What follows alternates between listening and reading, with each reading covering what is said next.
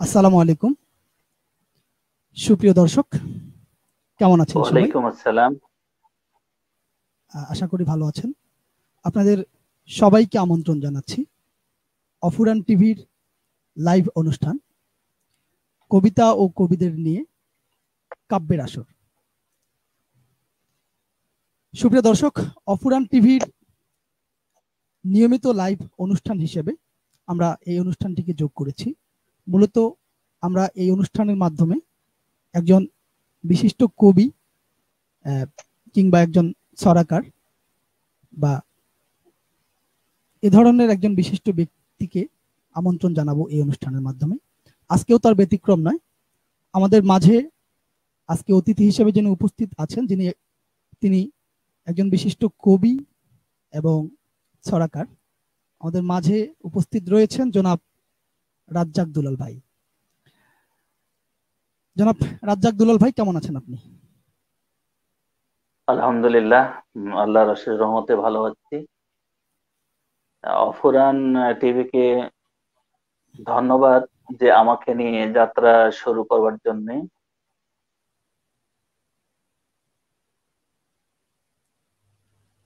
জি, আপনাকেও অসংখ্য ধন্যবাদ এবং আমরাও খুবই আনন্দিত যে আপনি আপনার এত ব্যস্ততার মধ্যেও আমাদেরকে সময় দিয়েছেন। এজন্য আপনার প্রতি আন্তরিক কৃতজ্ঞতা জানাচ্ছি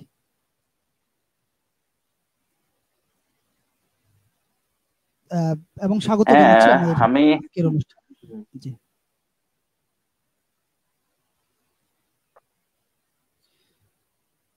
তো হ্যাঁ, স্বাগত জি, জানাচ্ছি এখন আমাদের আপনার আজকের অনুষ্ঠানে আপনাকে। আহ, আজকে মূলত আমরা কথা বলবো এবং আপনার কবিতা শুনবো, আপনার কিছু কাব্যগ্রন্থ সম্পর্কেও আমরা জানি, সেগুলো নিয়েও ইনশাল্লাহ আমাদের কথা হবে আশা করি। জি জি ওকে, আমরা আমাদের মূল অনুষ্ঠানের দিকে চলে যাব।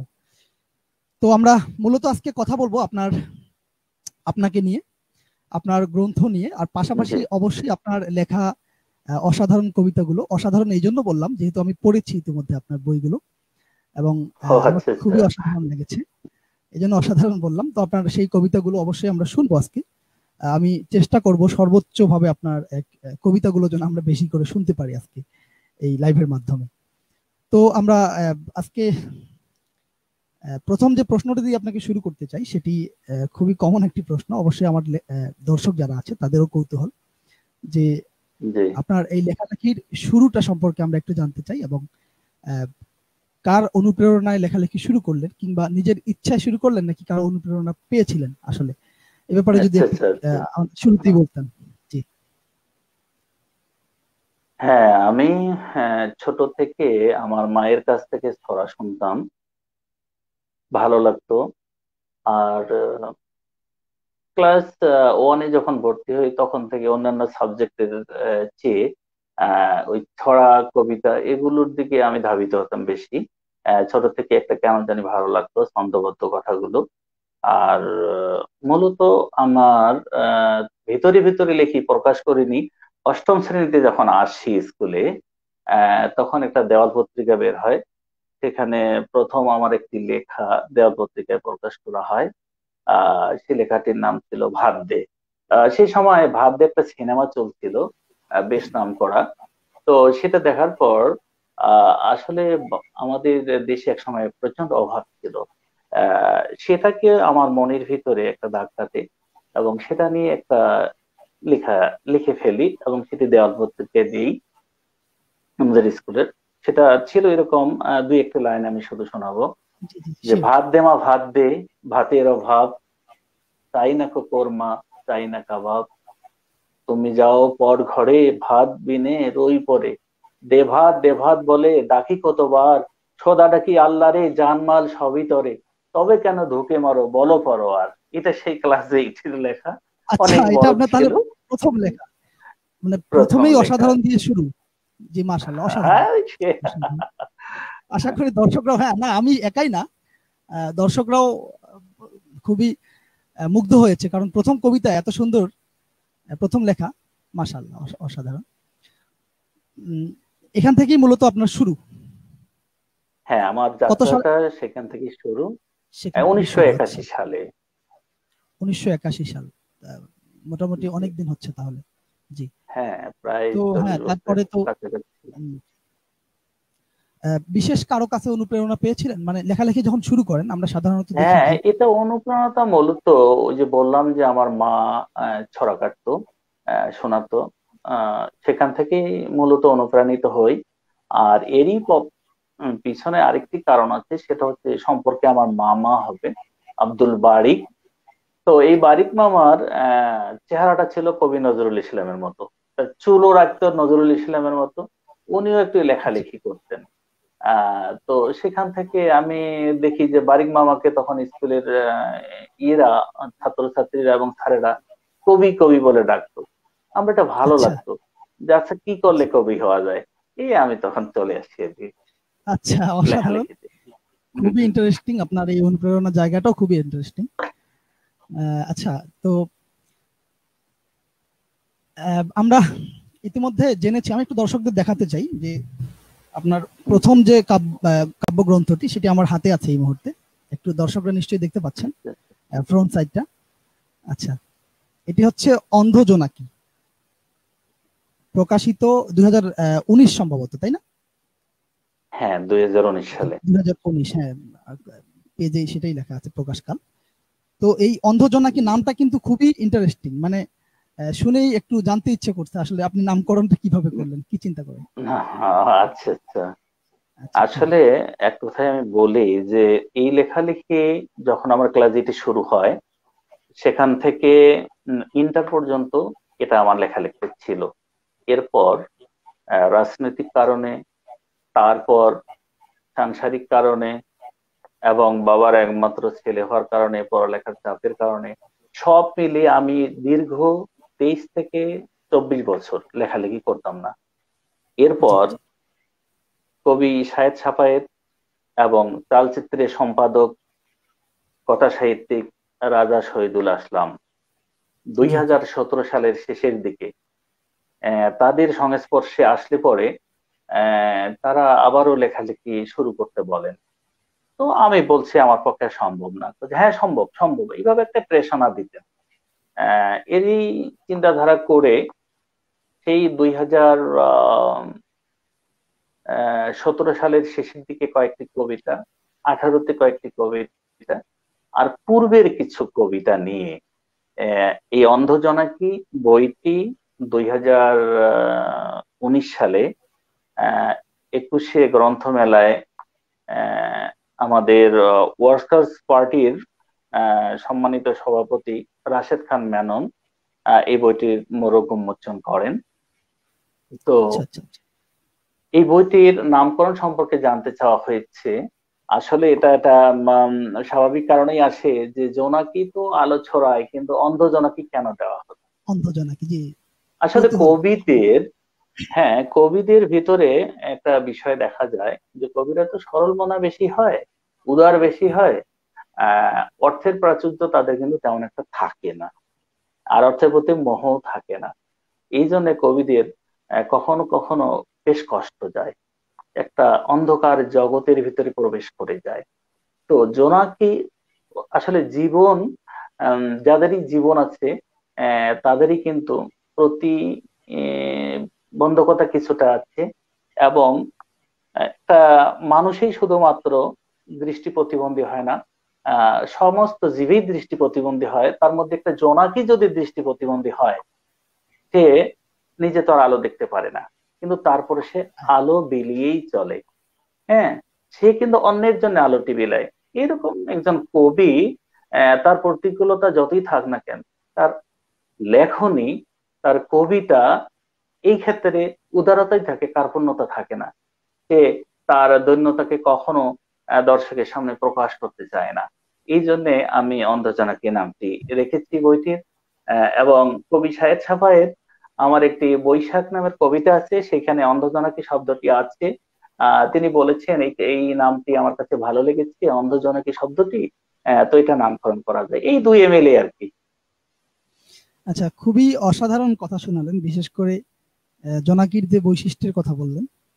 আর অসাধারণ একটা বৈশিষ্ট্য যেটা হচ্ছে যে সে যদি দৃষ্টি প্রতিবন্ধী হয় তারপরে সে কিন্তু আলো ছড়িয়ে যায় মানুষের জন্য। ছড়িয়ে যায়। অসাধারণ কথা বলেছেন, জি। খুবই ভালো লাগলো। অসাধারণ চিন্তা থেকে নামকরণটি সার্থক। আপনার বর্ণনা শুনে যেটি মনে হচ্ছে খুবই সার্থক আপনার এই নামকরণটি। আমরা আর কথা না বাড়িয়ে আগে একটা কবিতা শুনে আসি আপনার এই জোনাকি, অন্ধ জোনাকি থেকে। কবিতা না? জি আচ্ছা, অবশ্যই একটি আমি অন্ধ জোনাকি থেকে একটি কবিতা পড়ছি। কবিতাটা হালকা একটু হয়তোবা বড়ই হবে, খুব বেশি বড় না। এটি যখন আমি ইন্টারমিডিয়েট ফার্স্ট ইয়ারে পড়ি তখনকার লেখা, আগের লেখা। বোবা কাহিনী। খাদে পড়ে আছে এক বৃদ্ধ ভিখারি অন্ধ, এক খণ্ড কালো মেঘ ঝাঁপিয়ে পড়লো থই থই। অদূরে মালা ভাসে দূর আকাশে, কখন যে এসেছিল ঘুম নাকে বিধে খড়কুটো ঘাস। ভিখিরিনী ভুল পথে হাঁটে, হাঁটে আর হাঁটে, ফুরে যায় বাহুমারি ঘাট। ওপারে ওইখানে ছিল বুকের বলয়ে ঘেঁষে চাঁদ ওঠা ঢেউ। সূর্যটা গোধূলিতে হাবুডুবু খেলে চাঁদ হয়ে হেসেছিল ফের। নদীটাকে মনে হতো বিশাল আয়না যেন, আর ঠুনকে ঠুনকে কাঁচ ভাঙে তার জলকুমারীর সঙ্গম শেষে দল বাঁধা ঢেউ। কাঁচা হলুদ, হলুদে হলুদে হলুদ দ্রাব, সুর শলাকার সরেলা শব্দ, কান ছুঁয়ে যায় রাধা রাধা কৃষ্ণ কৃষ্ণ। শীতের শব্দহীন কুয়াশার মতো চুল সীমান্তে ফোঁটা ফোঁটা জল, বুকে কাঁদে সুপ্ত সন্তান। ঘুমের ভেতরে ঘুম, ঘরের ভেতরে নদী, ক্রমাগত জানা পথ ডেকে তুলে পা। মেঘের সূর্যে দেখা যায় ভিখারিনী ভিখারির কোল ছুঁয়ে আছে পৃথিবীর ভয়ানক গর্তে। মাছের ঠোঁটের মতো ওট কথা বলে, ঠোঁট কথা বলে, কথা বলে আমাদের বৃদ্ধ শিশুরা। এই বোবা কাহিনী। অসাধারণ, অসাধারণ। এই যে সত্যি এই যে যারা লেখে, এটা যে আল্লাহর একটা বিশেষ অনুগ্রহ। আমি যদি এখন লেখা শুরু করি, আমার মনে হয় এক লাইন লিখলে আমার শব্দ আর মাথায় আসবে না, কিন্তু আপনারা এই যে শব্দের পর শব্দমালা সাজিয়ে একটি অর্থপূর্ণ এবং অসাধারণ কবিতা তৈরি করছেন, এবং এই কবিতাটির মাধ্যমে আরো স্পষ্ট হলো যে একজন কবি সত্যি আল্লাহর পক্ষ থেকে বিশেষ প্রতিভা না থাকলে সম্ভব নয়। অসংখ্য ধন্যবাদ জানাচ্ছি আপনাকে। আপনার এই প্রথম কবিতাটি শুনে আমি মুগ্ধ, আশা করি আমার দর্শকরা মুগ্ধ। আমি একটু কমেন্ট গুলো দেখতে চাই। অনেক দর্শক মন্তব্য করেছেন। এমডি সবুজ ইসলাম আপন ভাই লিখেছেন গুড জব, অসংখ্য ধন্যবাদ জানাচ্ছি আপন ভাইকে। রাকিব হাসান রেক্স ভাই লিখেছেন অনেক সুন্দর, অসংখ্য ধন্যবাদ জানাচ্ছি। এমডি মাহমুদুল হাসান ভাই লিখেছেন খুব ভালো লাগছে, অসংখ্য ধন্যবাদ আপনাদের ভালো লাগার জন্য। মূলত ধন্যবাদ তাদেরকে, তারা অনুষ্ঠানটি দেখছে এবং কমেন্ট করছে, উৎসাহিত করছে। জি দর্শক, আরেকটি আহ্বান জানাবো আপনাদেরকে যে আমার এই অনুষ্ঠানটি সবার মাঝে পৌঁছে দিতে অবশ্যই আপনারা বেশি বেশি করে শেয়ার করবেন। আপনাদের টাইমলাইনে যত বেশি শেয়ার করবেন তত বেশি মানুষের কাছে পৌঁছাবে এই ক্ষুদ্র প্রয়াস। আশা করি আপনারা এই এতটুকু সহযোগিতা অবশ্যই করবেন। তো আমাদের মাঝে আজকে উপস্থিত আছেন বিশিষ্ট কবি ও ছড়াকার রাজ্জাক দুলাল, যিনি দেবীগঞ্জ সাহিত্য কেন্দ্র, দেবীগঞ্জ সাহিত্য পরিষদ, জি দেবীগঞ্জ সাহিত্য পরিষদের সদ্য দায়িত্বপ্রাপ্ত সভাপতি। আমরা সাহিত্য পরিষদ সম্পর্কেও জানবো, তবে একটু পরে।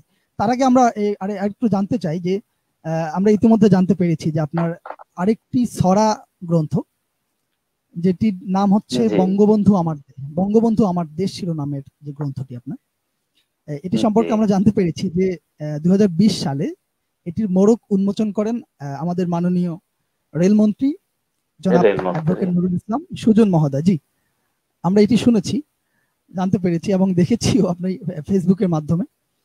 তো আপনার অনুভূতি সম্পর্কে জানতে চাচ্ছি। আসলে উনি একজন মন্ত্রী, আমাদের মন্ত্রীর মাধ্যমে যখন মোড়ক উন্মোচন করলেন, সে সময়ের অনুভূতিটা যদি একটু আমাদের সাথে শেয়ার করতেন। ও আচ্ছা, মানে বিষয়টা হলো যে আহ, একজন মন্ত্রী একটি বইয়ের মোড়ক উন্মোচন করবেন, এটি আসলে খুব একটা বড় বিষয় না। কিন্তু বিষয়টা হচ্ছে কি, বঙ্গবন্ধু আমার দেশ এই স্লোগানটি লেখার পরে আমি মাননীয় রেলপথ মন্ত্রী জনাব মোহাম্মদ অ্যাডভোকেট নুরুল ইসলাম সুজন মহোদয়ের কাছে বইটি দেখিয়েছিলাম। উনি বইটি সম্পূর্ণভাবে পড়েছেন। পড়ার পরে ওনার ভিতরে একটি আন্তরিকতা বোধ তৈরি হয়েছে এবং আমাকে বলেছেন আহ, যে রাজ্জাক দুলাল, তোমার বঙ্গবন্ধু আমার দেশ বইটি আমার ভালো লেগেছে। তো মোরগ উন্মোচনে আমি থাকবো। সরল সম্মতি তিনি জ্ঞাপন করেছিলেন। সে সুবাদে জি আমি জি। ঢাকায় যাই। যাওয়ার পর মাননীয় রেলপথ মন্ত্রী জনাব অ্যাডভোকেট নুরুল ইসলাম সুজন মহোদয়ের আহ রেল ভবনে দেখা করি। উনি আমাকে একটা সময় বেঁধে দিলেন। সে সময় অনুসারে আমি কবি রওশন মনির সঙ্গে যোগাযোগ করি। কবি রওশন মনি 21 বইমেলায় যারা এই দায়িত্বে থাকেন তাদের সঙ্গে দেখা করে এবং সময়টা নির্ধারণ করা হয় 3টার দিকে। দুর্ভাগ্য যে 3টার সময় 21 বইমেলায় কোনো মানুষ তেমন একটা পাওয়া যায় না, শুধু দোকানদাররা থাকে। সঙ্গত কারণে মাননীয় রেলপথ মন্ত্রী মহোদয়কে জানানো হলো যে আপনি যদি 5টার দিকে আসেন তাহলে হয়তো মোরগ উন্মোচনটি ভালো হবে। আর এখন যদি চলে আসেন তাহলে শুধু মোরগ উন্মোচন হবে, কোনো মানুষ পাওয়া যাবে না, আমরাই গুটি কয়েকজন। তো ওনার একটা গুরুত্বপূর্ণ মিটিং ছিল। সেই মিটিংটা তিনি স্থগিত রাখলেন। রাখার পর উনি 5টায়, জাস্ট 5টায় চলে আসলেন। আসার পরে সবচেয়ে আমরা অভিভূত হয়ে গেছি যে সাহিত্যের উপর অ্যাডভোকেট নুরুল ইসলাম সুজন মহোদয়ের এতটাই দখল আছে আমি এটা ভাবিনি। তিনি অতি চমৎকার ভাবে আহ সেই মোরগ উন্মোচন অনুষ্ঠানে সাহিত্য সম্পর্কে আলোচনা করেছেন। বঙ্গবন্ধু আমার দেশ এই ছড়া গ্রন্থটি সম্পর্কে আলোচনা করেছেন। কবি রওশন মনির তৃতীয় প্রহর সেই কবিতার বইটি নিয়েও তিনি আলোচনা করেছেন। এখানে যারা দর্শক ছিল, এবং সবচেয়ে মজার বিষয় হচ্ছে আমার বঙ্গবন্ধু আমার দেশ এটি প্রকাশ করেন অনুভব প্রকাশনী, প্রকাশক তুষার প্রসূন। আমার এটা ফ্ল্যাপটা লিখেছিল হাসান আল আব্দুল্লাহ। তিনি আমেরিকা থেকে এসেছেন সেই মোরগ উন্মোচন অনুষ্ঠানে। আহ, এবং তিনিও আহ, এই ফ্ল্যাপটা লেখার কারণে মন্ত্রী মহোদয়ের পাশেই দাঁড়িয়েছিলেন এবং কথা বলেছেন। তো একজন মন্ত্রী রেল মন্ত্রণালয়ের দায়িত্বে থাকার পর একটি সভাকে স্থগিত করে বই মেলায় এসে এই যে বঙ্গবন্ধু আমার দেশ বইটির মোড়ক উন্মোচন করেছেন, আসলে আমি তার প্রতি কৃতজ্ঞ। কৃতজ্ঞ এটা ভাষায় প্রকাশ করা যায় না। জি জি জি জি। সত্যি তো। জি আমরাও অসংখ্য ধন্যবাদ জানাচ্ছি যে সাহিত্যের প্রতি তার যে ভালোবাসার কথা আজকে শুনলাম, এটি হয়তো আমরা একেবারে সাধারণ মানুষ হিসেবে আমাদের অনেকেরই অজানা। অনুষ্ঠানের মাধ্যমে অনেকেই জানতে পারলেন বিষয়টি। এবং মূলত এটা সাহিত্যের প্রতি ভালোবাসা থেকেই এভাবে এত জি। ব্যস্ত থাকার পরেও একটা বইয়ের মোড়ক উন্মোচনের জন্য তিনি এসেছেন। আমরা তাকে এবং আজকের অনুষ্ঠানের পক্ষ যথা থেকে সময়ে সময়টাকে পিছিয়ে দিয়ে তারপর যথা সময়ে। জি জি অসংখ্য আমরা জি শ্রদ্ধা জানাচ্ছি জি। তার প্রতি আজকের এই অনুষ্ঠানের মাধ্যমে। তা আমি দর্শকদের একটু দেখাতে চাই এই বইটির মোড়ক। আমরা কভার পেজটা একটু দেখতে পাচ্ছেন নিশ্চয়ই আপনারা, যে এটা হচ্ছে বইটির কভার পেজ। এবং প্রচ্ছদ। এটি হচ্ছে ব্যাক সাইড, নিশ্চয়ই দেখতে পাচ্ছেন দর্শক, আমার হাতে রয়েছে। আমি পড়েছি বইটি। এই বইটি একেবারে ছোট বাচ্চার জন্য উপযোগী, এবং আমরা বড়রা যারা আছি তারাও এখান থেকে নতুন খোরাক পেতে পারি। অসাধারণ একটি ছড়া বই, আমি পড়েছি বইটি, খুবই ভালো লেগেছে। তো আমরা এই অসাধারণ বইটি থেকে একটি ছড়া আপনার মুখ থেকে এখন শুনতে চাই, যদি আচ্ছা আচ্ছা আচ্ছা, ধন্যবাদ। আচ্ছা, আমি শোনাচ্ছি। আমার বাড়ি যেহেতু পঞ্চগড় জেলায়, তো পঞ্চগড়ের আঞ্চলিক ভাষায় আমার এই বইয়ের ভিতরে একটি ছড়া আছে পঞ্চগড়ের আঞ্চলিক ভাষায়। আমি সেই ছড়াটি এখন একটু পড়ে শোনাবো। হয়তো একটু, হ্যাঁ, পেয়েছি। পচাগড়ের ছড়া। কাউয়া ডাকিল কাউ কাউ, চমকি উঠিল হামার বাউ নিন যায়, ছান মাসের শিন যায়, কুণ্ঠে বিলাই মেউ মেউ, বাত্তি বোঝাই ছাসি ঘেউ, খাইছে তামান ভয় নাই, কলিজা খানো ভয় নাই, এত মাইনসের ঝামেলা, থত বুঝান খা মেলা, নে খাওয়াটা একনা ধর, মই বাড়ি যাম পচাগড়। এটি পঞ্চগড়ের আঞ্চলিক ভাষায় লেখা।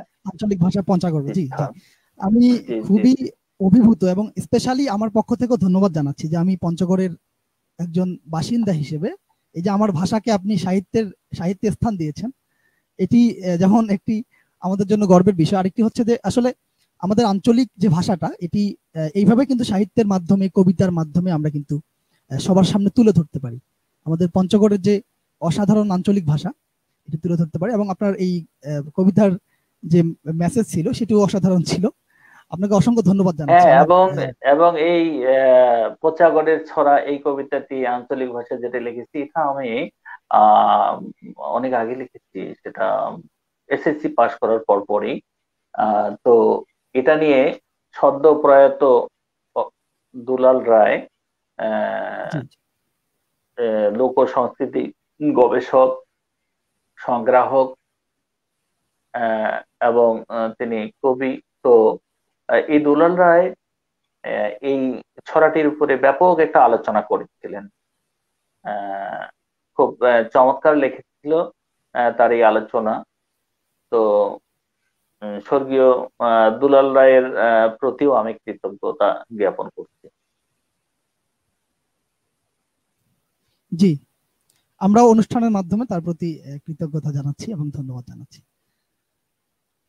তো আমরা অসাধারণ একটি ছড়া তো শুনলাম, তো এই বইটির নামকরণ সম্পর্কে একটু জানতে চাচ্ছি, কারণ হয়তো দর্শকরা মানে পূর্ণতা পাবে। বইটি সম্পর্কে যেহেতু আমরা আলোচনা করলাম, নামকরণটা একটু বলতেন যে। প্রশ্নটি খুবই যুক্তিযুক্ত এবং আমার কাছে ভালো লেগেছে। প্রশ্নটির উত্তর দিতেও আমার ভালো লাগবে। আসলে বঙ্গবন্ধু বললেই কিন্তু বাংলাদেশ চলে আসছে, আর বাংলাদেশ বললেই বঙ্গবন্ধু চলে আসছে। তো এই যে মেসেজ, এই মেসেজটি শিশুদের হৃদয়ে, তাদের মগজে আমি পৌঁছে দিতে চাই যে বাংলাদেশ নামক এই দেশটির কথা ভাবলেই বঙ্গবন্ধুকে আসবে, আর বঙ্গবন্ধুর কথা ভাবলেই বাংলাদেশের কথা আসবে। এবং আমাদের দেশের যে সমস্ত শিশুরা আছে, বঙ্গবন্ধুকে তাদের মাঝে পরিচয় করে দেওয়ার জন্য কিছু ছড়াও আমার এখানে লেখা আছে। পরিচয় নামে একটি ছড়া লেখা আছে, সেখানে হয়তো ভিন্ন কথা বলা আছে। তো আমাদের শিশুদের ভিতরে সাহিত্যের মাধ্যমে সরল ভাষায়, সর্বিত্ত ছন্দে, তালে তালে বঙ্গবন্ধুকে পৌঁছে দেওয়ার জন্যই আমি বঙ্গবন্ধু আমার দেশ এই নামকরণটি করেছি।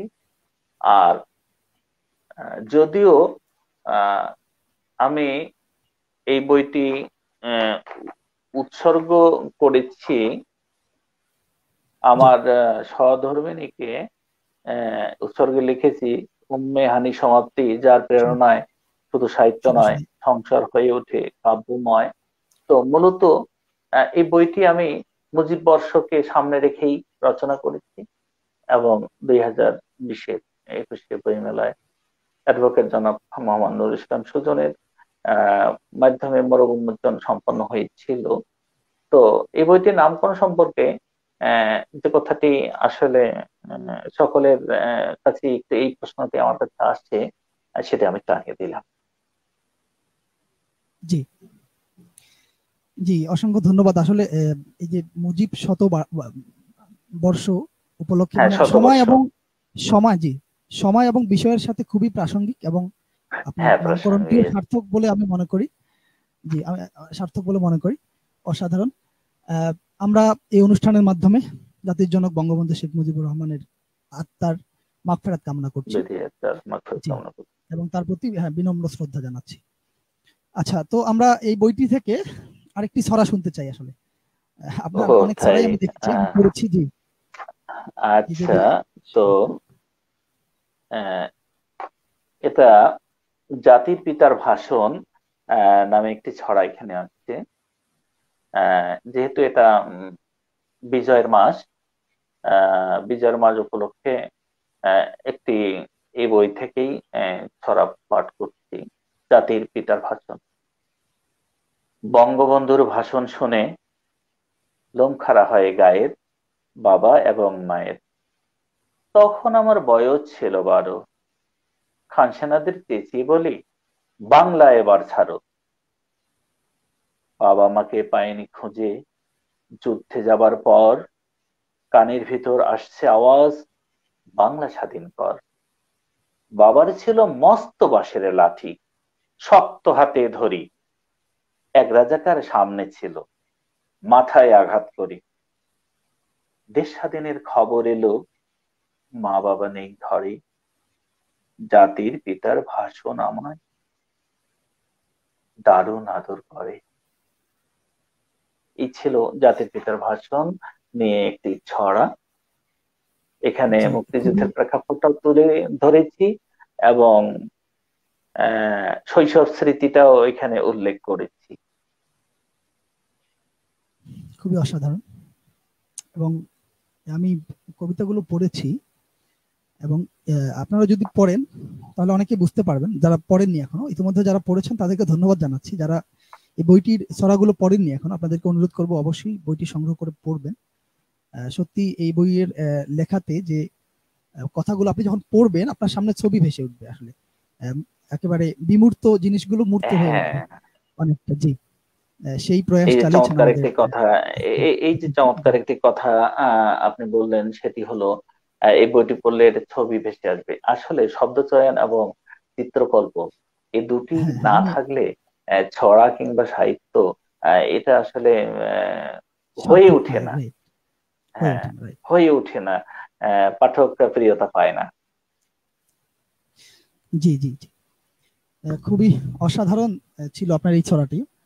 তো আমি আরেকটু একটু জানতে চাচ্ছিলাম যে উম, আমরা তো আপনার দুইটি গ্রন্থ সম্পর্কে জানলাম, এবং দর্শকদেরকে অনুরোধ করব অবশ্যই আপনারা চেষ্টা করবেন বই দুটি সংগ্রহ করার। যেহেতু আমাদের নিজের এলাকায় বা আমাদের আশপাশে যখন আহ, আমরা এরকম কবি পাই, সেটি আমাদের জন্য সত্যিই গর্বের। এরকম সাহিত্যিক কবি যত তৈরি হবে, আমাদের আমাদের যে সংস্কৃতি, আমাদের দেশীয় সংস্কৃতি বিশ্বর দরবারে তত ভাবমূর্তি উজ্জ্বল হবে। এজন্য অবশ্যই আমাদের কবিদের সাপোর্ট দেওয়া উচিত সব সময়, তাদের বই কিনে পড়া উচিত। এই অনুরোধ আমি অবশ্যই দর্শকদেরকে জানাবো। এবং হ্যাঁ, আরেকটু এরই অনুরোধ করি ফাঁকে যারা। এখানে আমি একটা কথা বলি, এখানে একটা কথা জি বলে জি নেই যেহেতু কথা আসতেছে। সেটি হলো, জি জি, এবার 2021-এ বই মেলায় আমার আমি আরো বলতাম 3টি ঠিক আছে। ছড়া গ্রন্থ বের জি হবে। হ্যাঁ, জি জি একটি জি, হচ্ছে এই করোনাকে কেন্দ্র করে কিছু ছড়া লেখা আছে, এটা সময়কে ধরে রাখার জন্য। এবং খুব চমৎকার চমৎকার ছড়া আছে। যে ছড়া গ্রন্থটি হয়তো আমি সামনের সপ্তাহে হাতে পেয়ে যাব, ওটা ছাপানোর কাজ শেষ হয়েছে। এটি হচ্ছে নোলক প্রকাশন থেকে বের হচ্ছে, ঢাকা থেকে, নন্দলালের বিশ্ব নামে। আর একটি ছড়া গ্রন্থ সেটাও বের হচ্ছে, এক ঝাঁক জোনাকি, অনুভব প্রকাশন থেকে।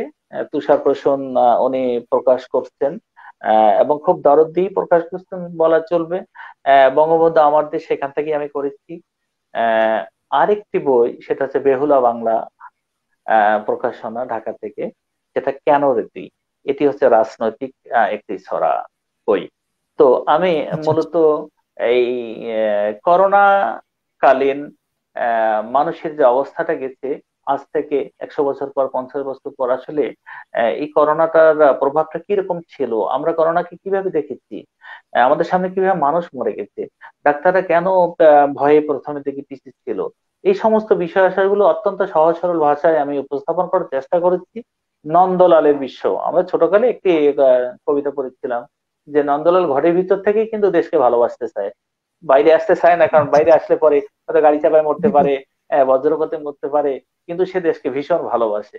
তা আমরাও কিন্তু ভালোবাসা, রাইট। আহ এই করোনার সময়ে এরকম ঘরের ভিতর থেকেই দেশকে ভালোবাসা শুরু করেছিলাম। এই জন্য নন্দলালের বিশ্ব নামকরণ করেছি। আর একঝাঁক জননী, যেটা শিশুতোষ, এবং কেন রে তুই, এটা রাজনৈতিক। আমি দর্শকদের আহ্বান করব, রকমারি.com-এ ওটা ছেড়ে দিবে তারা, এবং 21শে বইমেলায় তো থাকবেই। যদি সম্ভব হয় একটু সংগ্রহ করার। জি। জি জি। হ্যাঁ, অবশ্যই আমরা অপেক্ষায় থাকবো আপনার এই ছাড়া, অবশ্যই অপেক্ষায় থাকবো, এবং আমার দর্শকরাও নিশ্চয়ই অপেক্ষায় থাকবেন। আচ্ছা, আমি এরপরে একটু আপনার কাছ থেকে একটি গুরুত্বপূর্ণ বিষয়, সেটি হচ্ছে আপনি তো অলরেডি, জি, ইতিমধ্যে আপনার কাব্যগ্রন্থ বের হয়েছে। আমার মনে হয় একটি কাব্যগ্রন্থ যারা নতুন তাদের জন্য অনেকটা স্বপ্নের মতো। একটি কাব্যগ্রন্থ কবে তার বের হবে? হ্যাঁ, অসংখ্য কবিতা একখানি করে আচ্ছা। একটা গ্রন্থ রচনা করতে হয়। জি। তো সেই স্বপ্ন তো জি। আপনার পূরণ হয়েছে আলহামদুলিল্লাহ, এবং ইতিমধ্যে গ্রন্থ বের হয়েছে, আরো বের হবে, আমরা অপেক্ষায় আছি। তো আপনি নতুনদের সম্পর্কে যদি কিছু উপদেশ দিতেন, বা কি পরামর্শ আপনার যারা নতুন ও লেখালেখির আচ্ছা আচ্ছা। সাথে সম্পৃক্ত? জি। আচ্ছা। আহ, আসলে যারা লিখছে, একেবারে যাদের একেবারে হাতে খড়ি, আহ, তাদের লেখাটা কেমন হয় হোক, লিখুক, তারা লিখে যাক। আর বর্তমানে নতুনদের মধ্যে অনেকেই ক্ষুরধার লিখতেছেন, খুব ভালো লিখতেছেন, খুবই ভালো লিখতেছেন, বিশেষ করে কবিতা। আহ, আমি বলবো যে পিছনের দিকে যাওয়ার আর সুযোগ নেই, কারণ কবিতা একটি উচ্চ মার্গীয় শিল্প। কবি দার্শনিক, এবং কবিতা হচ্ছে দর্শন। কবিতায় চিত্রকল্প এবং শব্দচয়ন, এই দুটির প্রতি যথেষ্ট খেয়াল রাখতে হবে। কবিতা ইতিপূর্বে কবিরা কবিতা লিখে গেছেন, আজও লেখা হচ্ছে, তবে শব্দচয়নে, প্রেক্ষাপটে, চিত্রপটে যেন আমরা পিছনে ফিরে না যাই, সামনের দিকে অগ্রসর হই, আগামীর চিন্তাধারা করি। আর এর জন্য প্রচুর বই পড়তে হবে। যে যত অবশ্যই। বেশি পড়বে, নতুন যারা লিখে তাদের কাছে আমার সবিনয় অনুরোধ, তারা যেন আহ, পড়ে, পড়ে, লেখার চেয়ে পড়ে বেশি, 10টি বই পড়বে, হয়তো 5টি কবিতা লিখবে। এরকম আমার একটা নতুনদের প্রতি একটা নির্দেশনা। লিখে প্রকাশ করার যে মানসিকতা, এটার চেয়ে বরং আজকে যেটি লিখলাম, আগামী কালকে আরেকটি লিখার পরে এটা থেকে উন্নত হলো কিনা। অর্থাৎ নতুন যারা লিখে, তাদের যখন যে লেখাটি লিখে ফেলেন, এটি কিন্তু তখন সবচেয়ে ভালো মনে হয়, কিন্তু সেখান থেকে আবার উত্তরণ ঘটানোর আরেকটি লেখা তার পরের দিনে লিখতে হবে। এটার চেয়ে যেন নিম্নগামী না হয়। নিত্য নতুন যে সমস্ত কবিতার বই বের হচ্ছে, ভালো ভালো লেখিকাদের বইগুলো আসলে সংগ্রহ করতে হবে। বিশেষ করে লিটল ম্যাগাজিন যেগুলো আছে, সেই লিটল ম্যাগাজিন গুলো সংগ্রহ করতে হবে, এবং সেইখানে কিন্তু নতুনদের একেবারে ক্ষুরধার লেখা আছে, সেই লেখাগুলো আসলে বুঝতে হবে যে কবিতাটা কোন আঙ্গিকে কোন দিকে যাচ্ছে। আগে ছিল কবিতা এরকম, সেটা হচ্ছে নদীর স্রোতের সঙ্গে যেমন ঢেউ থাকে, এরকম। আর এখন কিন্তু কবিতাটা হয়ে গেছে স্রোত থাকবে, ঢেউ থাকবে না, এরকম। তো আমি নতুনদের শুধু বলবো, তারা লিখবে, লিখে যাবে, লিখে যাবে এবং পড়বে, যথেষ্ট পড়বে। এই পড়ার প্রতি তাদের প্রতি আমার আহ্বান থাকলো, তারা যেন যত লিখবে তার চেয়ে বেশি যেন পড়ে। এই জি, অসংখ্য ধন্যবাদ। আমার মনে হয় যারা নতুন, আপনার এই পরামর্শমূলক কথাগুলো থেকে অবশ্যই উপকৃত হবে আশা করি। তো আপনি কবি এবং কবিতা সম্পর্কে আমাদের একটু, অনেকেই আছে যারা কবি এবং কবিতা সম্পর্কে আহ, মৌলিক যে ধারণা সেটি নেই, আপনি যদি কিছু বলতেন এই সম্পর্কে। আচ্ছা, তো কবি এবং কবিতা সম্পর্কে বলতে গেলে আমি আমার আগে একটা কবিতা থেকেই সেটা বলি। জি জি জি, নিশ্চয়ই নিশ্চয়ই। লুকোচুরি একটি কবিতা আছে, আহ, এটি সেখানে অন্ধজনা কবিতা, কি থাকে? হ্যাঁ, অন্ধজনাকৃতি 54 পৃষ্ঠায় আছে এটি। 54 পৃষ্ঠা, জি। হ্যাঁ, 54 পৃষ্ঠায় লুকোচুরি, কবি আর কবিতা সম্পর্কে আমার এটা লেখা। এরই মাঝে বলে নেই যে কবি ইমরোজ সোহেল, তিনি বর্তমান সময়ের একজন, বলবো যে বেশ নামকরা একজন কবি, যিনি তার লেখাগুলো বেশিরভাগই আকাশে লিখেছেন, বাতাসে লিখেছেন, পানিতে লিখেছেন, আহ, অর্থাৎ জাহাজে লিখেছেন, সমুদ্রপথে লিখেছেন এবং বাতাসে লিখেছেন, তার বেশিরভাগ লেখাই। তো তিনি বলেছেন তোমার এই কবিতাটি আহ পড়িও তো, আমার ভালো লাগে। হ্যাঁ, তো এই জন্য আমি আচ্ছা, তার প্রতি কৃতজ্ঞতা প্রকাশ করছি। কবি ও কবিতা সম্পর্কে যে কথাটি এসেছে, তো আমি সেটাই এখানে একটু বলি আমার কবিতার মাধ্যমে, তারপর অন্যভাবে যাচ্ছি। নিশ্চয়ই। লুকোচুরি। তখন ছিল বয়স 12-13, মায়ের পাশে এক বিছানায় শুই, ঘুম আসে না রাত 12টার পরও, কানের কাছে ফিসফিসিয়ে তুই, খুব গোপনে উঠে চুপি চুপি, দেশলাইয়ে জ্বালিয়ে ফেলি কপি। কখন জানি হয়ে গেছে ভোর, বিদায় নেওয়ার সময় এখন তোর। বাড়ির লোকে নানান কথা কয়, আমি নাকি একলা কথা বলি, তোকে নিয়ে কখন যে কি হয়, সে কারণে পাশ কাটিয়ে চলি। সবার আগে মা পেয়েছে জানা, তোর সাথে তার কথা বলার মানা। এখন বুঝি ছাড়তে হবে তোকে এই বয়সে, বলছে হাজার লোকে। বিদ্যালয়ের গণ্ডি ছেড়ে যেই কলেজ পাড়ায় ভর্তি হলাম এসে, ভেবেছিলাম তুই বুঝি আর নেই, বেঁচে গেলাম এবার অবশেষে। রাত গভীরে ঘুম ভাঙলো কেন, তুই আমাকে ডেকেছিলি যেন। এমনি করেই রাত্রি গেল কেটে, এত কথা থাকে যে তোর পেটে। বাবার কথায় একে হলাম দুই, প্রেমের নদী সাগর ছুতে চায়। মধ্যরাতে আবার দেখি তুই, লজ্জা কি তোর একটু না পায়। এমন সময় বউ পেয়েছে টের, কিসের কথা হচ্ছে আমাদের। আমি বলি স্বপ্ন হতে পারে, বউ হেসে কয় ঠকাচ্ছ আমারে।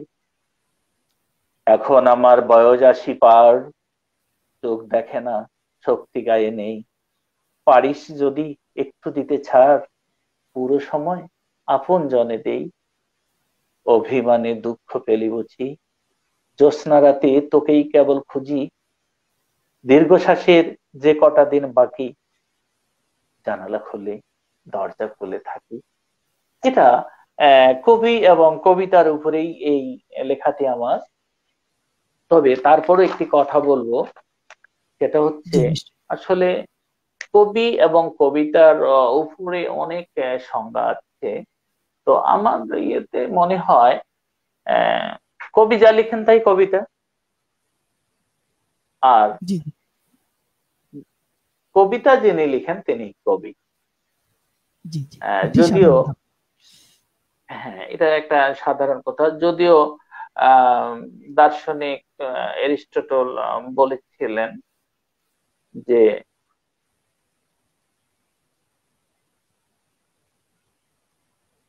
কবিতা দর্শনের চেয়ে বেশি, মারাত্মক কথা বলেছেন, কবিতা দর্শনের চেয়ে বেশি। আবার ইতিহাসের চেয়ে বড়। এই যে কথাটি, আর কবিতা সম্পর্কে বিশাল আলোচনা আছে, অনেক আলোচনা। কবি সম্পর্কে অনেক অনেক আলোচনা আছে। তো মূলত সর্বশ্রেষ্ঠ শব্দগুলোকে সুনির্দিষ্টভাবে ছন্দবদ্ধ আকারে প্রকাশের যে মাধ্যম, কবির কাছে সেটি কিন্তু কবিতাই একমাত্র মাধ্যম হয়ে ওঠে। আর বর্তমানে যে কবিতা, আগেই বলেছি, এই কবিতাগুলোর ভিতরে একটি ছন্দ আছে, আধুনিক কবিতার ভিতরে একটা ঢেউ আছে, একটা তাল আছে। সেটা শুধুমাত্র অন্তমিল থাকলে কিন্তু কবিতা হয় না। হ্যাঁ, কবিতা কবির সবচেয়ে একটি মা যেমন একটি সন্তান প্রসব করে দীর্ঘদিন লালন করার পর কবিতা তেমনি করে কবির ভিতরে আহ, ঘুরপাক খেতেই থাকে, খেতেই থাকে, একটি সময়ে ধরা দেয় এবং সেটা বেরিয়ে আসছে। এই জন্যে কবিদের সাধারণত, যদিও কোনো দেশে বাস করে থাকেন, তারপরও কবি কিন্তু বিশ্বের। কবিদের কবিরা কিন্তু মানচিত্র বুঝছে না। আহ, কবিরা সর্বত্র বিচরণ করতে চায়, একটি কবিতা সকলের জন্য লেখা হয়। তো নিশ্চয়ই, নিশ্চয়ই। আসলে আহ, কবিতা আর কবি, কবি ছাড়া তো আর কবিতা হবে না, আর কবিতা না হলে তো আর কবি হবে না। হ্যাঁ, তো এই জন্য আমি সাধারণত বলে থাকি, বুঝছেন। কবি যা লিখেন তাই কবিতা, আর কবিতা যিনি লিখেন তিনিই কবি। জি, হ্যাঁ, জি, জি, ধন্যবাদ জি। আপনাকে। যে জি, আমার মনে হয় আমার দর্শক যারা আছেন, বিশেষ করে যাদের সাধারণ ধারণা ছিল না, আপনার এই আহ, কথাগুলোর মাধ্যমে অবশ্যই কবি এবং কবিতা সম্পর্কে মোটামুটি একটা ধারণা পেয়েছেন। আপনাকে অসংখ্য ধন্যবাদ জানাচ্ছি অসাধারণভাবে বিষয়গুলো তুলে ধরার জন্য। তো আমরা আহ, আরেকটু একটু অন্য বিষয়ে চলে যাই। আপনার সাহিত্য সম্পর্কে আমরা কথা বললাম। তো আমরা জানি যে আপনি কর্মজীবনে, অর্থাৎ পেশাগত দিক থেকে আপনি তো শিক্ষকতার সাথে জড়িত। আপনি শিক্ষকতা করেন, হ্যাঁ, এটি হ্যাঁ, আমি একটি একটা প্রতিষ্ঠানের মহান পেশা। প্রধান দায়িত্বে আছি। জি, জি, জি, প্রতিষ্ঠানের প্রধান। এটি একটি মহান পেশা, হুম। নিঃসন্দেহে সবাই বলে এবং সবাই এটি স্বীকার করে যে মানুষ গড়ার কারিগর যারা, অবশ্যই তাদের এই পেশাটি একটি মহান পেশা। তো ওই মোটামুটি একটি ব্যস্ত পেশা বলা যায়, যেহেতু প্রধান শিক্ষক। তো পাশাপাশি লেখালেখিটা জি, জি। কি করে চালিয়ে যাচ্ছেন, মানে সম্ভব হচ্ছে কিভাবে, সময়টা বের করছেন কিভাবে, বা সময় ও বিভাজন আচ্ছা, আপনি আচ্ছা। কিভাবে করছেন? জি। হ্যাঁ, হ্যাঁ, ঠিক আছে। এটা একটা গুরুত্বপূর্ণ প্রশ্ন। প্রত্যেকটা কবির ক্ষেত্রে আসলে আমরা আহ, যারা লেখালেখি করি, আহ, কোনো সময় বেছে নিয়ে আসলে লেখালেখি করি না। যখন যে কাজের সঙ্গে থাকি সে কাজটি আমরা সঠিকভাবেই পালন করার চেষ্টা করি। আর সেই কাজের ভিতরে এখানে আমরা শব্দ দেখতে পাই। এখানে আমাদের কবিতার যে খাদ্য, সেটা তৈরি হয়, সৃষ্টি হয়। কাজের ভিতরেও এই ঠুংঠাং একটি শব্দ হলো মনে হয় যে এইখানে একটা কিছু হতে পারে। তো এমনি করেই এই কর্মক্ষেত্রে বিভিন্ন অভিজ্ঞতা এবং এদিকে আরো অন্যান্য যে সময়টা, সে বন্ধু বান্ধবের সঙ্গে আড্ডা দেওয়া, তারপর পরিবারকে সময় দেওয়া, সব মিলে দেখা যায় যে কবিতা লেখার জন্য খুব একটা বেশি সময় পাওয়া যায় না। কিন্তু কবিতা চলে আসে। কবিতা যখন আসে হয়তো দেখা গেছে রাত 2টা বেজেছে, ঘুম আসছে না, কিংবা রাত 2টার দিকে আহ, দেখছি যে একটা অস্থিরতা কাজ করছে, তখন বুঝতে পারি যে না, এখন কিছু লেখা দরকার। বসলেই কিন্তু লেখাটা হয়ে যায়। এমনি করে আমাদের আসলে সবচেয়ে ভালো সময় হচ্ছে এরকম, এটা হচ্ছে একা একা থাকলে ভালো সময়, অনেক কিছু লেখা সম্ভব হয়। আবার রাত গভীরে হঠাৎ করে আমরা লিখে ফেলি। তো ওভারঅল আহ যে কর্মক্ষেত্রটা আছে, এই কর্মক্ষেত্রের ভিতরে থেকেও সাহিত্যের যখন যতটুকু সময় পাই, সে সময়টুকুর মধ্যে একটু চোখ বুলানোর চেষ্টা করি। আর বেশিরভাগ লেখাগুলোই সাধারণত একা যখন থাকি সেই সময় লেখা হয়ে থাকে। তো এইভাবেই আসলে সংসারকে, তারপর কর্মজীবনকে এবং লেখালেখিকে সবাইকে সময় দিতে হয়। জি, জি, জি। উম, খুবই ভালো লাগলো যে একটি বিষয় আমরা এখান থেকে একটা মেসেজ পেলাম, সেটা হচ্ছে যে সাহিত্য চর্চা মানে শুধুমাত্র ব্যস্ততার অজুহাতে যারা যাদের এই প্রতিভা আছে যাদের মধ্যে, ব্যস্ততার অজুহাতে আসলে তারা পিছু হটে না, বরং ব্যস্ততার মধ্যেও সময় নির্দিষ্ট সময় বের করে প্রতিদিন বসে লিখতে হবে এমনটা নয়, বরং একটু সন্ধানী চোখ রাখলে টপিক মাথায় চলে আসবে, শব্দ চলে আসবে, এভাবে মূলত কবিতা লেখা যায়। আমার মনে হয় সব কবিরাই আপনার মতোই উত্তর দিবে আমি যদি জিজ্ঞেস করি। হয়তো সব আচ্ছা আচ্ছা। জি, জি, জি। আহ, জি, অসংখ্য ধন্যবাদ। খুবই অসাধারণভাবে উপস্থাপন করেছেন আপনি। আরেকটি বিষয়, সেটা হচ্ছে যে পরিবার থেকে কেমন সাপোর্ট পাচ্ছেন আপনি? যেহেতু কবিতা আম, লেখালেখি। জি, হ্যাঁ, এটা একটা চমৎকার প্রশ্ন। দাম্পত্য জীবনের যে বিষয়, সংসারের জি, যে জি, বিষয়, এখান থেকে কবিতা লেখা এবং তাদেরকে সময় দেওয়া কিংবা সেখান থেকে একটা সাপোর্ট পাওয়া, অনুপ্রেরণা পাওয়া, এই বিষয়গুলো আছে। তো প্রথমের দিকে আমার কবিতা লেখালেখিটার বিষয়ে আগ্রহ তেমন একটা ছিল না পরিবারের। এটার ক্ষেত্রে নেতিবাচক ভাবেই দেখতো। তারপর তো দীর্ঘ বিরতি ছিল আমার, তখন এটা অতটা বুঝে উঠতে পারিনি। 2017-তে যখন আবার লেখা শুরু করলাম, তখন দেখা যায় যে কিছুটা সহনশীলতার মধ্যেই চলে এসেছিল। যখন আমার অন্ধজনাকি বইটি বের হয়, তারপরে থেকে আর কোনো ধরনের বাধা আসেনি, বরং উৎসাহই পেয়েছি। আমাকে যথাসময়ে খাবার দেওয়া, এবং রাতে জেগে চাটা করে দেওয়া। তাছাড়াও আরেকটা সবচেয়ে মজার বিষয়, সেটি হলো যে আমার লেখাগুলো এখন শোনা কিংবা পড়া, এই কাজটি আমার পরিবারের মধ্যে হয়ে থাকে। এই জন্য আমি এখন বেশ অনুপ্রাণিত, এবং আশা রাখি আহ, যে কয়েকদিন থাকবো পৃথিবীতে, এই সাপোর্ট আমি পেয়ে যাব। জি, অবশ্যই আমরা এই অনুষ্ঠানের পক্ষ থেকে অসংখ্য জি। ধন্যবাদ জানাচ্ছি। অসংখ্য ধন্যবাদ জানাচ্ছি যে নিশ্চয় অনুষ্ঠানটি হয়তো দেখছেন। আপনাকে অসংখ্য ধন্যবাদ জানাচ্ছি যে আসলে পরিবার থেকে পুরোপুরি সাপোর্ট যদি পাওয়া না যায়, আসলে প্রতিবন্ধকতা তৈরি হয় অনেক ক্ষেত্রেই। তো এইভাবে আমরা যা শুনলাম যে আপনাকে সাপোর্ট এভাবে করে যাওয়ার কারণে আমরা হ্যাঁ, কারণ ভাবিকে অসংখ্য ঘটনা হচ্ছে ধন্যবাদ জানাচ্ছি। পরিবারকে যদি পরিবারকে যদি সাপোর্ট দেওয়া হয়, তাহলে পরিবারও সাপোর্ট দিবে। পরিবারের কাজে জি, জি, তা সহযোগিতা তো করলে অবশ্যই, পরিবারও নিশ্চয়ই, এগিয়ে নিশ্চয়ই, আসবে। হ্যাঁ, এটা নিশ্চয়ই, এই শেয়ারিং, এটা শেয়ারিং। হ্যাঁ, এটা দেওয়া একটা নিশ্চয়ই। নেওয়া, এটি কিন্তু না থাকলে হয় না। জি, নিশ্চয়ই। জি। কবিতা ছাড়া অন্য কোনো বিষয়ে আপনি লেখালেখি করেন? সাহিত্যের তো অনেক শাখা রয়েছে। আমি তো হ্যাঁ, আবারও একই কথায় আসবো, সেটি হচ্ছে কবিতা ছাড়া অন্য বিষয় লিখি কিনা। আবারও একই কথা আসবো, সেটা হচ্ছে আসলে যখন আমি স্কুল পার হয়ে কলেজে ভর্তি হলাম, হওয়ার কিছুদিন পর উম, কবিতা লিখতাম, গল্প লিখতাম এবং নাটক লিখতাম। তো এই নাটক আমার সময়ের ভাঙ্গনে রংপুরে মঞ্চস্থ হয়েছিল। আর লটারি নামের একটা নাটক দেবগঞ্জেই আমার টকি সিনেমা হলে সেখানে মঞ্চস্থ করা হয়েছিল, এবং বেশ সাড়া পেয়েছিলাম সেই নাটকে। পরবর্তীতে আরো কিছু নাটক লিখেছি। তবে 2017 শেষের দিকে, 18-তে আসার পরে আমার শ্রদ্ধেয় গুরু বলবো, রাজা শহীদুল আসলাম, যিনি কথা সাহিত্যিক এবং জি, জি, চলচ্চিত্রের সম্পাদক, তিনি বলেছেন যে তুমি গল্প লিখো, গল্প লিখো। এবং তিনি দুটি বই আমার হাতে তুলে দিয়েছেন, তারই লেখা রাতভর ঘুম পোকা। তো আমি সেই গল্পগুলো পড়ি, পড়ার পর তাহারা নামের একটি গল্প, আমি অভিভূত হয়ে গেছি কিভাবে গল্প এরকম তৈরি হয়। ভ্রমণ করে নিয়ে যাচ্ছে যে পাঠককে যে কোন জগতে নিয়ে যায়, সে বুঝতে পারবে না কোথা থেকে সে পাঠ করতেছে। সেই গল্পের যে চরিত্র আছে তাদের সঙ্গে সঙ্গে বিচরণ করতেছে।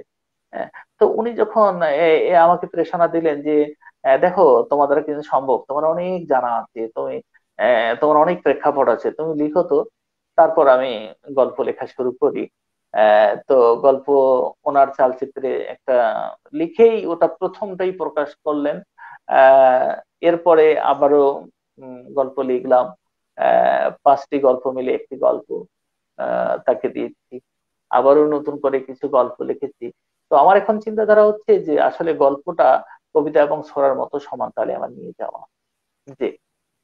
জি জি জি, অসংখ্য ধন্যবাদ। আমরাও অবশ্যই অপেক্ষা থাকবো যে কাব্যগ্রন্থের পাশাপাশি যদি আমরা কিছু গল্প গ্রন্থ পাই, নিশ্চয়ই আমরা জি। আহ, অনেক বেশি খুশি হব। এবং আমরাও দোয়া করি যেন আপনি সফল হতে পারেন, ইতিমধ্যে সফলতা পেয়েছেন হ্যাঁ এবং হ্যাঁ এভাবে যেন হ্যাঁ হ্যাঁ সে পেয়ে যান। আহ, জি, সেটাই জি সেটাই জি। আমরা আশা করি। এই ধারা যেন অব্যাহত থাকে এই আশা করি, এবং সুস্থ যেন রাখি আপনাকে আল্লাহ, এই কামনা তো অবশ্যই করি। তো হ্যাঁ, আপনাকে আমাদের যেন আল্লাহ সময় সুস্থ সময় রাখে। প্রায়, জি জি জি, প্রায় সময় জি। আমাদের সময় প্রায় শেষের দিকে। তো আমরা শেষে একটু জানতে চাই যে দেবীগঞ্জ সাহিত্য পরিষদ আপনারা গঠন করেছেন। আমরা জানি যে জি। বিশেষ করে উত্তরবঙ্গ, আমরা সাহিত্য সংস্কৃতির যে বিষয়গুলো, এই বিষয়গুলোতে কিন্তু অনেক পিছিয়ে ছিলাম এর আগে। তো এখন কিন্তু আস্তে আস্তে আমরা অগ্রসর হচ্ছি। তো আপনারা গঠন করেছেন দেবীগঞ্জ সাহিত্য পরিষদ। আমরা একটু পিছনের গল্পটা শুনতে চাই যে কি চিন্তা করে এটি গঠন করলেন আচ্ছা বা আচ্ছা আচ্ছা। জি হ্যাঁ, চমৎকার একটি প্রশ্ন। সাম্প্রতিক সেই সাহিত্য পরিষদ গঠন করা হয়েছে দেবগঞ্জ সাহিত্য পরিষদ নামে। এটা মূলত 1 তারিখ, 1/12/2020 এই তারিখে একটি সাহিত্য পরিষদ দেবগঞ্জের যারা যারা যারা লিখে আছে, কবি, বিশেষ করে কবিরা বেশিরভাগই ছিল এখানে। আমাদের লোক সংস্কৃতির সংগ্রাহক, গবেষক এবং ধারক বাহক, প্রচারক কবি দুলাল রায়, তিনি এএসআই ছিলেন, বয়স মাত্র 42 বছর। তিনি ভারত এবং বাংলাদেশের যে সমস্ত লোকজ সংস্কৃত প্রায় বিলুপ্তির পথে, সেগুলো তিনি প্রত্যন্ত অঞ্চলে গিয়ে তুলে আনতেন। এবং চালচিত্রেই তার প্রথম লেখা ছাপানো হয়। এবং তার যে টাইম লাইনসে আমরা দেখি, দুলাল রায়ের সংগ্রহ দেখলে অভিভূত হওয়া যায়। তো তিনি যখন ঠাকুরগাঁ থেকে 24 তারিখ সম্ভবত, ঠাকুরগাঁ থেকে জি কর্মস্থল থেকে বাসার দিকে আসছিলেন, রাতে ট্রাকে, লক্ষ্মীরহাট নামের একটি জায়গা আছে দেবগঞ্জে, আর সেই জায়গায় আহ, ট্রাক দুর্ঘটনায়, সড়ক দুর্ঘটনায় তিনি আহ পৃথিবীর মায়া ত্যাগ করে চলে যান। জি আমরা কবি সাহিত্যিকগণ এবং চলচ্চিত্রের সম্পাদক রাজা শহীদুল আসলাম তিনি ছিলেন, আমি ছিলাম, মিন্টু ছিল, রাহিদুল ইসলাম মিন্টু, আবু বকর জি সিদ্দিকা আবু, তারপরে ছিল উম, কবি শায়ের ছাপায়ের, আহ, তারপর আহ, হালিম অবশ্য শারীরিক অসুস্থতার কারণে যেতে পারেনি, কবি ও ছড়াকার রফিকুল ইসলাম। আহ, আমরা সবাই মিলে আহ, তার বাড়িতে যাই। যাওয়ার পর সেখানে একটা অন্যরকম দৃশ্য, সেটা চোখের পানি ঝরঝর করে পড়ছিল, দুটি অবুঝ সন্তান। তো ওখান থেকে যখন আমরা ফিরে আসলাম, আসার পর এখানে বিশেষ করে রাহিদুল ইসলাম মিন্টু, আহ সে বললো যে আচ্ছা, একটা কিছু করা যায় না, একটা সাহিত্য পরিষদ করা যায়, একটা লেখালেখির কিছু একটা করা যায়। তো এটার উপরে গুরুত্ব আবু বকর সিদ্দিক আবু দিলেন। দেওয়ার পর আবু বকর সিদ্দিক আবু বললেন যে আগামী কালকেই আমরা বসে পড়ি, এটা দেরি কেন। সেই 25 তারিখে আমরা বসলাম। বসার পর প্রাথমিক একটা আলোচনা হলো। সেই আলোচনায় যে আগে আলোচনাটা করলাম যে দুলাল রায়ের স্মরণসভা আমরা করব। তো এই দুলাল রায়ের স্মরণসভা উপলক্ষে আলোচনা করতে গিয়ে, তো আমরা কোন ব্যানারে করব এটা নিয়ে আলোচনা আসলো। কোন ব্যানারে করব, সেখানে কিন্তু ঢাকায় অবস্থান করে বর্তমানে কবি রওশন মনি তিনিও এসেছিলেন, তারপর অনামিকা চৌধুরী এসেছিলেন। তো আমরা কোথায় কোন ব্যানারে করব এটা নিয়ে আলোচনা হচ্ছিল। সেই প্রেক্ষাপটে আহ, আমরা একটা সিদ্ধান্ত নিলাম যে একটা পরিষদ করে ফেলি। তাহলে কি পরিষদ করা যায়? কারো মতে ছিল যে কবিতা পরিষদ, কারো মতে লেখক পরিষদ, কারো মতে সাহিত্য পরিষদ। সব মিলে সর্বাধিক সর্বাধিক পায় সাহিত্য পরিষদ, এবং সেটি করা হয়। তো সেক্ষেত্রে আহ, কবি এবং লেখক আবু বকর সিদ্দিক আবুকে সাধারণ সম্পাদক, আর জি, সর্বসম্মতিভাবে আমাকে আহ, সভাপতি। সভাপতির হ্যাঁ দায়িত্ব তারা দিয়েছেন। তো 1 তারিখে কমিটিটি গঠন করা হয়। এই সাহিত্য পরিষদের আসলে জন্মটা হলো দুলাল রায়ের অকাল প্রয়াণের মধ্য দিয়ে। জি, নিশ্চয়ই। যে আমরা তার শোক সন্ত্রস্ত পরিবারের প্রতি সমবেদনা জানাচ্ছি এবং তার প্রতি শ্রদ্ধা জানাচ্ছি। হ্যাঁ, এই অনুষ্ঠানের মাধ্যমে আমি একটা জিনিস মেসেজ দিতে চাই, সেটা হচ্ছে জি, 10 তারিখ, বৃহস্পতিবার 10 তারিখ, আহ দুলাল রায়ের আমরা স্মরণ সভা করব বিকেল 3টায়। এই অনুষ্ঠানের মাধ্যমে আপনার মাধ্যমে আমরা সবাইকে আমন্ত্রণ জানাচ্ছি দেবীগঞ্জে 10 তারিখ বিকাল 3টায় দুলাল রায়ের স্থান স্মরণ সভায় উপস্থিত থাকার জন্য। নির্ধারণ করেছেন কি? জি, জি, নিশ্চয়ই। আমিও জি জি। আমন্ত্রণ জানাচ্ছি দর্শকদের। জি, অবশ্যই। তো আমরা দেখতে দেখতে প্রায় অনুষ্ঠানের শেষ পর্যায়ে চলে এসেছি। আহ, ছোট্ট করে আমার আজকের অনুষ্ঠান এবং এই অফুরান টিভি সম্পর্কে আপনার মন্তব্য যদি বলতেন। ও আচ্ছা আচ্ছা। হ্যাঁ, জি, আমি আসলে উম কৃতজ্ঞতা জ্ঞাপন করছি অফুরান টিভিকে, যে আমাকে দিয়েই এই যে কাব্য রসের কাব্যের আসর। আড্ডা, এই যে কাব্যের আসরের আড্ডা, বা কাব্যের আসরের যাত্রা শুরু হলো আমাকে দিয়ে। আমি আসলে লেখালেখিতে তেমন একটা না, খুব বেশি কিছু বা লিখেছি বলেও মনে হয় না। সামান্য কিছু তবে চেষ্টা করি লেখার। অফুরান টিভি, অফুরান টিভি নামটাই একটা আমার কাছে ভালো লেগেছে। যে এখানে সাগরের মতো এ কখনোই কোনো কিছু ফুরিয়ে যাবে না। হ্যাঁ, জি, আহ, আমি এই অফুরান টিভিকে বলবো যে আমাদের সাহিত্য সংস্কৃতির জন্য যে দ্বার উন্মুক্ত করে দিয়েছে, তো এই দরজাটি যেন বন্ধ না হয়। এতে করে এই অফুরান টিভি ইচ্ছে করলে পয়সা উপার্জনের জন্য বিভিন্ন কাজ করতে পারতো। কিন্তু এই যে সংস্কৃতির একটা মাধ্যম, একটা প্ল্যাটফর্ম, অফুরান টিভি একটা চ্যানেল একটা বের করে নিয়েছে। এই জন্য অফুরান টিভিকে আহ, হৃদয় থেকে ধন্যবাদ জ্ঞাপন করছি। এবং অফুরান টিভি যেন দর্শকরা অবশ্যই ভিজিট করেন, এবং অফুরান টিভি যেন কখনোই তাদের এই যে কর্মকাণ্ড এটা থেকে কোনো রকম অলসতা সৃষ্টি না করেন, একটা নিয়মতান্ত্রিক হয়। আমি আহ বাংলাদেশ শুধু না, বিশ্বের সকল বাংলা ভাষাভাষী যারা আছে তাদেরকে আন্তরিকভাবে অনুরোধ করব যে অন্ততপক্ষে অফুরান টিভির এই অনুষ্ঠান সমূহ দেখার জন্য। অফুরান টিভি সঞ্চালক আপনাকে অসংখ্য জি, ধন্যবাদ এই জানাই, যে আপনি আপনার অনেক সময় থেকে একটি সময় বেছে নিয়ে, ব্যস্ততম সময় থেকে একটি সময় বেছে নিয়ে আমাদের নতুন লেখিয়ে যারা আছে তাদের নিয়ে একটা সাহিত্য আড্ডা করতেছেন। আমি আপনার কাছে একটা অনুরোধ রাখবো অফুরান টিভির কাছে, নিশ্চয়ই, নিশ্চয়ই, যে আমাদের দেশের যে সমস্ত স্বনামধন্য কবিরা আছে তাদেরকেও যেন আমরা অফুরান টিভির পর্দায় দেখতে পাই। নিশ্চয়ই, নিশ্চয়ই। আপনারা সহযোগিতা এবং আপনাদের পরামর্শে আমি আরো সমৃদ্ধ করতে চাই এই চ্যানেলটিকে।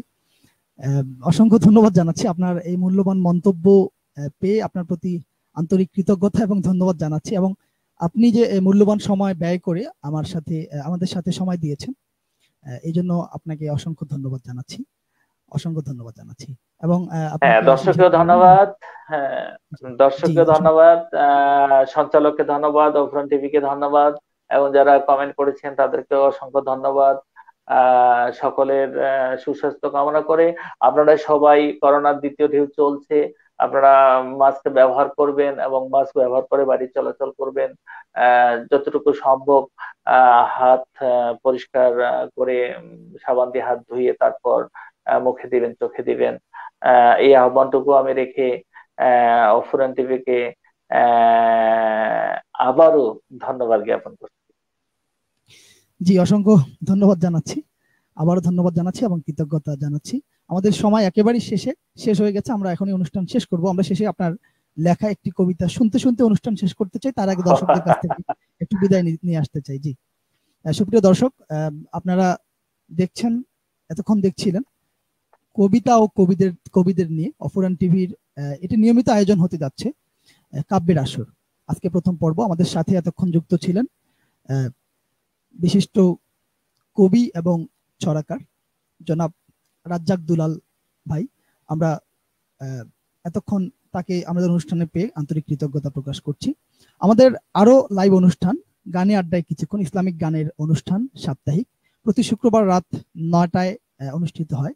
এছাড়াও আরেকটি অনুষ্ঠান ইসলামিক প্রশ্নোত্তরমূলক অনুষ্ঠান সত্যের সন্ধানে শিরোনামের যে অনুষ্ঠানটি, এটি প্রতি বৃহস্পতিবার সন্ধ্যা 6:15 আমরা করে থাকি। আপনাদের সবাইকে অফুরান টিভির সকল অনুষ্ঠান দেখার আহ্বান জানাচ্ছি। সেই সাথে অবশ্যই অফুরান টিভি ইউটিউব চ্যানেলটি ভিজিট করবেন, সাবস্ক্রাইব করবেন। পাশাপাশি অফুরান টিভি ফেসবুক পেজ ভিজিট করবেন এবং সেটাতে লাইক দিয়ে ফলো করে রাখবেন অফুরান টিভির সবশেষ সকল আপডেট পেতে। অসংখ্য ধন্যবাদ জানাচ্ছি সুপ্রিয় দর্শক। ধন্যবাদ আমাদের আজকের সম্মানিত অতিথি জনাব রাজ্জাক দুলাল ভাইকে, অসংখ্য ধন্যবাদ জানাচ্ছি। সুপ্রিয় দর্শক, আমাদের সাথে এতক্ষণ যুক্ত থাকার জন্য সবাই ভালো থাকবেন। বিশেষ করে এই করোনাকালীন সময় আমাদের অতিথি বলেছেন যে এই ঠান্ডার এই সময়টাতে কিন্তু করোনার জন্য খুবই অনুকূল পরিবেশ, করোনা ভাইরাস ছড়ানোর জন্য। এই জন্য আমাদের সাবধান হতে হবে। অবশ্যই ন্যূনতম মাস্ক ব্যবহার না করে বাইরে যাওয়া উচিত নয়। আমাদের অবশ্যই ন্যূনতম যে স্বাস্থ্যবিধি সেগুলো আমাদের অবশ্যই মেনে চলা উচিত। অসংখ্য ধন্যবাদ জানাচ্ছি সবাইকে, আমাদের অতিথিকেও অসংখ্য ধন্যবাদ। আজকের মতো এই পর্যন্তই। দেখা হচ্ছে আগামী অনুষ্ঠানে। আসসালামু আলাইকুম, ধন্যবাদ সবাইকে। হ্যাঁ, মেঘ চিঠি কবিতা পড়ছি। চলো হাঁটি নরম দুর্বাঘাসে, এই আষাঢ়ে মাঠ ভরা ঘাস, মাটির গন্ধ ছড়ায় সতেজ বৃক্ষরাজি, বয়সন্ধিকালে ঠিক তোমার মতো দুহাত বাড়িয়ে দেয়। বাহুর বন্ধনে আমি তোমাতে লুকাই, নারী নারী গন্ধ আসে তোমার শ্বাসে, পৃথিবীর থমকে দাঁড়ায়, চোখ কথা বলে না। মনে পড়ে একদিন এই দৃশ্যে ছিলাম তুমি আর আমি। চলো বসি কোন এক নদীর ধারে, ক্লান্ত সূর্য যেখানে ধরা দেয় প্রসূতির মতো তারকারাজি আর চাঁদে, লেপ্টে থাকে আকাশ জুড়ে বংশধরের চিহ্নে, সন্তানে সন্তানে রক্তে মাংসে ক্রমাগত। নদীর শীতল হাওয়ায় কতদিন শ্বাস নেওয়া হয়নি, বুক ফুলে শ্বাস নেওয়ার প্রতিযোগিতায় হেরেও আনন্দে মাতি। তুমি জিতে গেছো বলে মনে পড়ে নদীর জল তরঙ্গে পাল তোলা নাও, গাও মাঝে গাও ভাটিয়ালি গান। তুমি চিৎকার করে বলেছিলে হেক্সিয়ালের খেলা কৈশোর মনে করে দেয়। মনে পড়ে একদিন এই দৃশ্যে ছিলাম তুমি আর আমি। চলো দেখি ফসলের মাঠ, সোনালী ধানের সোনারাশি রাশি, মাথায় গামছা বেঁধে কৃষকের দল ফসলের সাথে জড়াজড়ি করে। মুখে কেলি পান, এক হাতে জল, মাথায় পান্তা ধরে আর এক হাত। তুমিও কৃষানি হবে বলেছিলে হেসে। মনে পড়ে একদিন এই দৃশ্যে ছিলাম তুমি আর আমি। চলো গল্প করি ফেলে আসা অতীতের ঘরে, যেখানে 4 আনার বাদাম খেতে সন্ধ্যা নামে কে যেন সময় চুরি করে হায়। দুজনার আড্ডায় ঘরে ফিরি চোরের মতন, সবার আগে টের পায় মা বকুনি আক্ষেপ। এখন মাকে শোনাতে হয় না ধারাপাত গালি, অলস সময় সঞ্চিত হয় ঘড়ির কাঁটায়, একটু সময় হবে অতীত ঘুরে আছি। ইচ্ছে করেও বলা হয় না, না বলা কথাগুলো, তাই উড়িয়ে দিলাম মেঘের ডানায়। হেমে তুমি দিও পুষ্প বৃষ্টি কণা, আমার প্রিয়া ভিজবে তোমার জলে, তুমি দেখে নিও। ধন্যবাদ।